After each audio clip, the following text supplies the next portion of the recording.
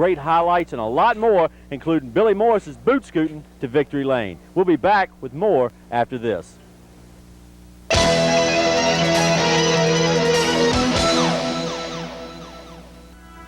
If you want your team, organization, or business to get noticed, then let the lightning strike. Lightning Graphics, Richmond's leading custom screen printers. Our artists have designed and produced custom screen prints for businesses and teams across the country. T-shirts for people that want to stand out in the crowd. And all of our work is done in-house to ensure fast, quality, and personal service. Get on track with Lightning Graphics' complete line of custom and printed sportswear and stand out in the crowd. Hey, y'all, call me, 232-6216.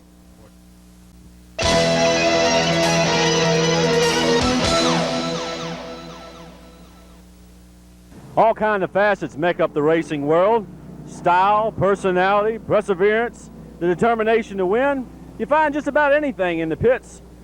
As a matter of fact, you even find a pair of red boots. These red boots happen to belong to one of the best, Billy Morris, man who competes out here in the Grand Stock division. Billy, you've been kicking booty all season. Whenever you've run, oh, let's see, 8 events actually. You started out the year in Bobby Curtis's ride. And then once you got in your own ride, 7 events under the 05, under that 4 wins. The only time you didn't win, you didn't finish. Well, that's racing luck. I don't know about kicking the booty part, but we either have good luck or bad luck. And we've had a little better luck than worse luck, but we got a handful tonight because I think we're probably going to start by points. You know what that means. There's a lot of hard racing going on. Those guys work hard for the points every week. And we see you sporting a new style now. Cut some of that hair off. Is it efforts to land some more sponsorship? Yeah, I think my act up. I don't know if either my mom was going to kill me or whatever. but I have been working on some sponsors. I've been getting a little bit of help, which I'm really glad for that. Wiley's Precision Machine and Last Chance Restaurant and Plaza Motors, they've been helping me a lot. But I'm still trying to land that big one so I can get some real good help. Now, one more question. I've been reported that you have several different pairs of boots, lots of different boots, as a matter of fact, and you seem to wear them every time you make the trip to Victory Lane. Is it just every race you come out here and wear a pair of boots, or the red ones, your lucky ones, or what's the deal? No, I just kind of feel at home in boots. When I was in Florida, that was the thing to wear, and they feel comfortable to me, and I like them. I like different ones, Maybe I need to get a boot company to sponsor me or something. Billy Morris doing a little boot scooting out here at Southside. Bobby Curtis, a man who has many aspects of racing. Matter of fact, he runs in 2 different divisions, Grand Stock and in the Modifieds. And the first race of the season, Billy Morris, I believe, drove your car, came out here and had some problems with it. Next week you come back, bring it back, and win. And so it's obviously a contending car out here, as is in your Modified. How do you feel about the two? What is the contrast between the Modifieds and the Grand Stocks, especially here at Southside, where the Modifieds seem to have a lot of problem at this tight speedway? Yeah, the Modified is like a big go-kart to me, and this here with the street tires we have to run, it's kind of slipping and sliding a little bit. But I don't know, I like both of them. You enjoy running both divisions. Any preference to the two? Do you enjoy the Modifieds a little bit more? Maybe could give you the chance to work with a little more horses? Yeah, the Modified's a whole lot faster than this. It's got a whole lot more horsepower. But, I'm kind of partial to this here. This is what I started with, and it's mine. The Modified belongs to Perry Laney, and we run that whenever we can. Just want to ask you real quick. Yeah. We want to get a story set straight for tonight. We want to go interview some other drivers after we get opinions of everyone else. Who do you think's the dirtiest driver out here? Me. You? No. In all honesty? No, I'm just joking. I'd rather not answer that one. Well, we want to hit them up. That's why we want to know. And your car's pretty clean. We looked out here. You have one of the... Just film the race, and then y'all watch it, and be the own judge. Okay, not even a number. No. Well, I probably have to say it's me because I do a lot of work on my own car. My knees stay dirty. It's kind of hard. Your back gets real dirty, but I don't know. There's a few other guys that got a lot of dirt on their pants and stuff around here, too. No, in all seriousness, how's the car looking for tonight?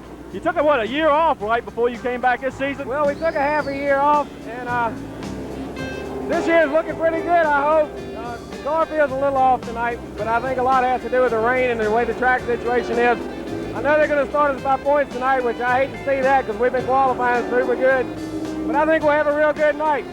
Well, one good thing about the car, a couple years ago it was blank. This year, at least you got some decals on there, a little bit of support. Yeah, it always helps. The more decals you got, the better off you feel. Hutchins Body Shop, Custom Auto Parts, Glenn Jones Electric. You guys are great. I also got to thank Wally Duncan for doing one heck of a motor for us. And Greg Dees, who's built a fine car. Really running the good this year. Well, he says he's the dirtiest driver out here, so we'll watch him in the highlights, see how many people he takes out. Favorite racing story would have to have been in 1989. We're running late model. Bugs and Roy and myself were running first, second, and third. I was leading. When Bugs proceeded to spin me out going into turn one, whether it was intentional or unintentional, I went to the rear of the field and rode around for a couple laps under caution, and my temper got the best of me. I came around under caution and caught Bugs under caution and proceeded to run over top of him. And when I ran over top of him, he proceeded to run over top of the pace car, and all three of us crashed in the corner. That was the best one I had. Next on the agenda would be the Nations Bank Grand Stock 30-lap feature. With rain washing out qualifying, the Grand Stockers would start by points, putting Glenn Jarman on the #1 seed. Even before the green fell, there would be contact between Jarman and outside pole setter John Eversole, returning to the field for a complete restart. Again, on the start, caution would fall. Trip Murphy, Jim Thacker, and others would tangle in turn 3. And coming off turn 4, Bubba Hubbard and Billy Morris would make contact. There was no stopping once they hit the wet grass. Morris slammed into the pit road barrier and ended up resting on his side. Incredibly, all cars returned, including Morris, for another complete restart. When the race finally got underway, Eversole and Scott Willingham would be out front and pulling away from the battle for third between Glenn Jarman and David Zimmer. Caution would fall 3 more times, once for Morris and Herbie Williams hooking sheet metal, resulting in Williams spinning, and an incident between Wayne Hicks and Robbie Langford. The final yellow came out for Bill McGonagall's loop in turns 3 and 4. The rest of the show belonged to Eversole, and he would continue to open up his advantage under green flag runs. At the end, it was Gene Car Wash Pontiac first, Willingham second, Jarman third, Zimmer fourth, Wayne Clark fifth, and the 05 of Billy Morris coming back to take sixth. John, another win for you tonight. Looked like you had this thing under control most of the way. Yeah, the car ran real good. That's the best it's run all season. I got a lot of people I need to thank for it. First of all, I want to thank Scott for running a good, clean race. He had a couple shots at me, and he turned me loose and let me go and raced it clean. I also want to thank the crew. They did a heck of a job on this thing. I don't have to touch a bolt on it. All I do is get in the seat and drive it. They take care of the rest. I want to thank the car owners, Kenny and Bobby Allen, for letting me drive the car. They don't charge me a dime to get in it. I just get in it and have fun. I want to know, what does it feel like when you got 5 laps to go and you got some impressive hardware sitting behind you and got you in their sights? Every time I seen that yellow flag come out, I got worried because I knew they were going to be back on my bumper. Fortunately, I was able to get good starts every time, and when I got out front a little bit, I could hold them off then. Yeah.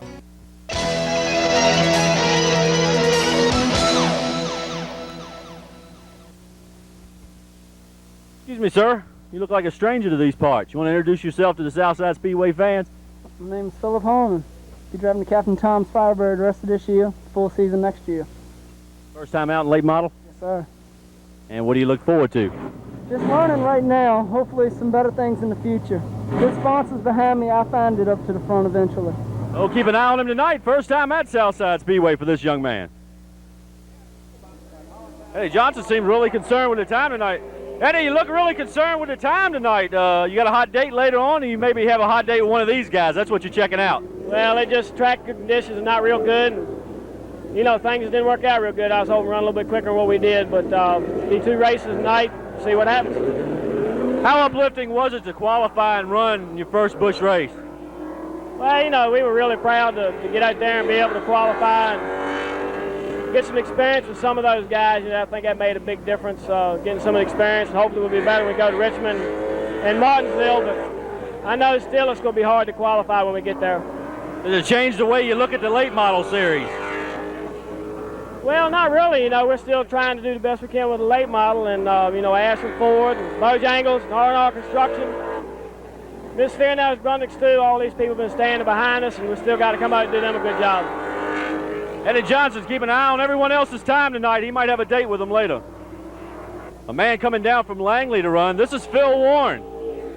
Phil Warren, you don't have a real secure lead at Langley, yet you're coming down here to compete with the boys at Southside Speedway. Well, we're just here, you know, maybe try to get 20 races in before the season's over, so we'll keep our Mid-Atlantic points up a little bit. Is this the same car you'll run at Langley? Yeah, this is the only car we have. You know, we're leading the points there by a little bit, but it's a long way to go yet. Anything can happen. Comes down there every now and then. How do you feel about competing with Eddie down at Langley? Well, I don't really mind. You know, he's a pretty clean racer, just like myself, and he races hard, and I race hard. He just won more than I have this year, so, you know, we're looking to win some more later on. We'll just have to see how it comes out. But the crew did point out to me that this little spot on the door came from Mr. Johnson.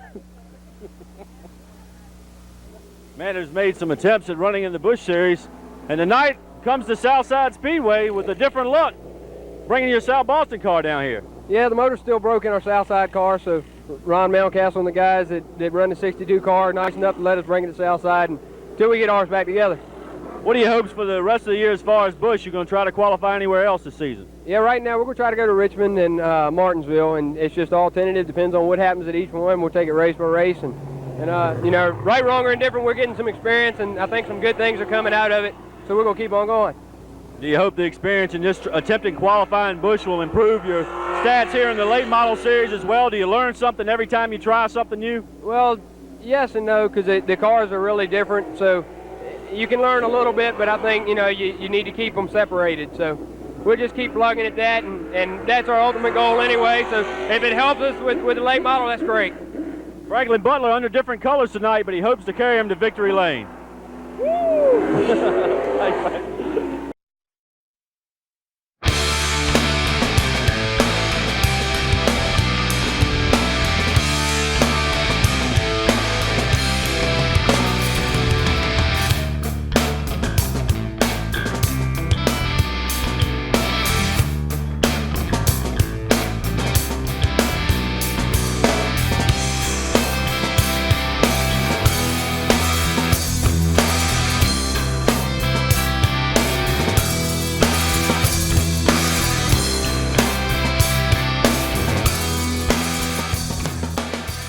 Expecting to work on me, push me a little bit, you know, try to work me up and get underneath of me, which I would have done him. But going in the corner, just a drop kick me like that, that's bad style.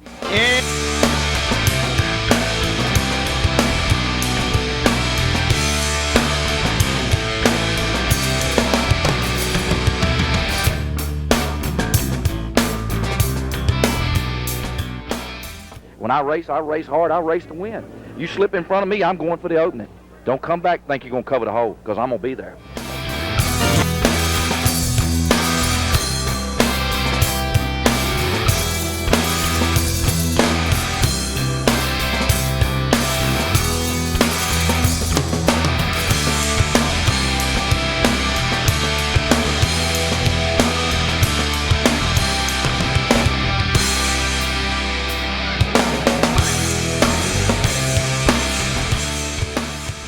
It's hard being a race car driver and try to be nice to everybody, especially when you got a style that you used to be aggressive and now you've changed over the last 2 or 3 years, and you've tried to be, say, a Mr. Nice Guy and change your style of driving. But I found out, and especially in this year, that it really can't be done. I've lost a lot of respect, I think, from a lot of the other drivers. A lot of the other drivers have taken advantage of a lot of situations that normally in the years past, when I had the reputation, that they wouldn't have taken. So I think you're going to see a different Wayne Patterson from the last half of this season, because basically I'm going to go back to the old style Wayne Patterson, and I'm not going to check up. You're going to see it from here on out, whether they like it or not. I'm going to be aggressive, and if they give one, they're going to get 2 back, you know, and that's the way it's going to be from here on out.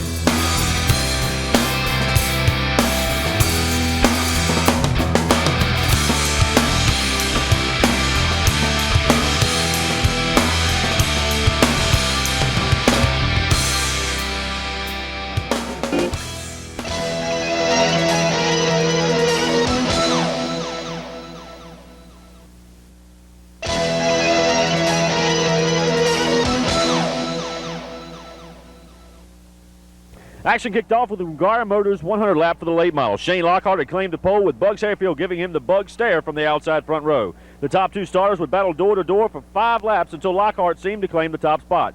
Bugs wasn't done yet and went back at Lockhart down the front stretch. Again, the two would go door-to-door, with Eddie Johnson working up to 3rd after he bypassed Ryan Farmer. Bugs would break loose, and Lockhart finally took control of the number 1 spot as Johnson dove into the 2nd spot. Everyone got a chance to recoup on lap 9 after Ryan Farmer did a nosedive into the turn 4 mud. Farmer had made a great qualifying run starting from the 3rd spot, but would now follow the rear of the field along with Frankie Pennington, who was also involved in the caution. The event would only be slowed by 2 other cautions, forcing the lead pack of Lockhart, Johnson, and Harefield to work through some heavy traffic. The top 3 would stay nose to tail until lap 55, when Lockhart finally broke to a 3-car length advantage while lapping the slower cars. His advantage would be short-lived, and on lap 65, Johnson was again knocking on the back door. Harefield was slipping a bit in the turns and would fall back 5 car lengths from the battle ahead. On lap 75, Lockhart would catch Ryan Farmer and the next victim to be put a lap down. But Ryan Farmer would not give in easy, and that would again tighten up the top 3. The final of the cautions was displayed on lap 88, setting the duel to the finish. Lynn O'Neill looped his ride coming off turn 4 as the lead pack worked by. When the green returned, it would be 6 laps to decision time. Quickly, the front 3 broke away from the rest of the field. Johnson was trying Lockhart on the low line as Harefield tried to work by the Ashland Ford on the high side. At the wire, it was the K95 Pontiac by 3 feet over Johnson. Harefield took 3rd, followed by a distant Patterson and Franklin Butler. Phil Warren would wind up 6th. I tell you, it was real tight. You know, right there at the start of the race, we ran 10 laps side by side with Bugs. You know, we touched a couple times, but you know, it was just hard racing. I knew it was going to be tough at the start there, and then, Lord and behold, if 57 comes up behind us, and I knew he was going to be tough in the long run, and he was working on me there at the end. I don't know how much longer we could have hung on, but you know, I was trying to take care of the tires, and I wasn't able to do too good a job with that because I was getting so much pressure. But the second 100-lap feature for the late models would start out with the top 6 finishers from the first feature inverted. After words of encouragement from his new sponsor, Bugs Harefield would take command at the green, and a great door-to-door battle for second waged for several laps between Phil Warren and Shane Lockhart. Shane would finally take the spot just as the first of 4 cautions fell. Ryan Farmer and Kenny Evans would lock horns on the front stretch, shredding Farmer's brand new sheet metal and ending his run. One of the best duels of the night would be challenged for 3rd. For several laps, Eddie Johnson would put his front bumper to the rear of the W.O. Grubb Pontiac of Patterson. Lap after lap, the fight went on, until Johnson Ford finally got the nose under Patterson's Chevy. The 2 raced door-to-door for the next 15 circuits. Patterson's high line would finally give way to Johnson, and the T-Bird would now set out for Lockhart, whom he would soon catch and pass for the 2nd position. Now Johnson would have the task of tracking down Harefield, who had stormed out to a 20-car length advantage. Johnson would be relentless in his march to the front, and as Harefield worked slower traffic, Johnson closed in with 10 laps to go. There would only be a 1-car length advantage. With 8 laps remaining, the final yellow would fall for Ricky Johnson's spin in turns 3 and 4. It would set up a 3-lap shootout and would allow Lockhart to catch back up with the lead duo after falling a full straightaway back. Johnson kept the pressure on, but Harefield was too strong, and the Wise Potato Chip Pontiac would claim victory. Johnson took 2nd, Lockhart 3rd, with Patterson and Phil Warren rounding out the top 5. I tell you, it's been a long time coming. I tell you the truth. It could have happened at about at night. I had these Wise people here from Wise Potato Chips, and they was here tonight, and I was just glad I could pull a win off for them. The Dominion Paving and Sealing Charger event would wrap up a full night's worth of racing action. It would be points leader Thomas Stinson with the early advantage, but on lap 4, the Volleyball Duck would take command and pull out by 20 car lengths when lap 10 rolled around. When the first caution fell for Tommy Tatum nudging Mark Eubank around in the battle for 4th, both would be put to the rear of the pack. 4 other cautions would fall before the end of the event. The wildest of the yellow flags came on lap 14 as Chris Maul, Thomas Stinson, and Michael Greathouse wrestled for 2nd. All 3 cars would make contact, and Maul would get slightly airborne. The final caution would be displayed on lap 23 as Del Hammett and Cliff McDaniel took a hard shot into the turn 4 wall. The final 2 laps again belonged to Balduck as he picked up his 4th feature win. Tommy Tatum came back for 2nd, and Brad Skelding wound up 3rd.